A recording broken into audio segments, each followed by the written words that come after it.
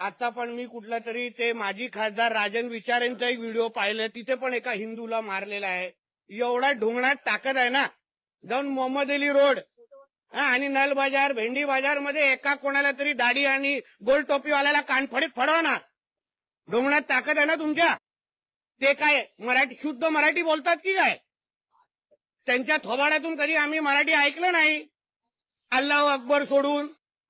मग तिथे का नाही त्यांचे थोबाड फोडायची हिंमत करत? तिथे का नाही एका फेरीवाल्याला पकडत?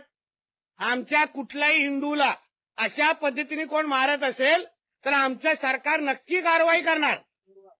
हे हिंदूंनी बसवलेलं सरकार आहे, हिंदुत्वादी विचाराचं सरकार आहे. म्हणून असे कोण काय करत असतील त्यांना मी गाडी देतो, जा ना आता नळ बाजारला जाऊन उभा राहा. तो काय तिकडले असलेले फेरीवाले जे मटण विक्रेत ते काय मराठीमध्ये बोलतात? तिथे आपली हिंमत दाखवायची नाही. सगळी छाती ताण करून की आमच्या घरी हिंदूंना दाखवायची. तिथे सांग मराठी में बोलो. मग कुठून आजान काढतील दिसेल. मग हिंमत दाखवायची. आम्ही तिथे बोलण्याची हिंमत ठेवतो. आणि बाळासाहेब ठाकरेंच्या विचारात चालणारे शिवसैनिक आहे ना, हे नल बाजारमध्ये जाऊन कान फोडवतील आणि त्या लोकांना तोंडाने मराठी काढतील. गरीब हिंदूंना मारणार नाही.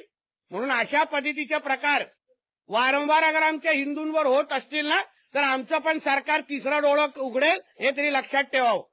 हिंदू को मारा गया है ना, एक हिंदू को मारा गया है, तो मुझे बोलना है कि इतनी हिम्मत जाके नल बाजार और मोहम्मद अली रोड में दिखाओ ना.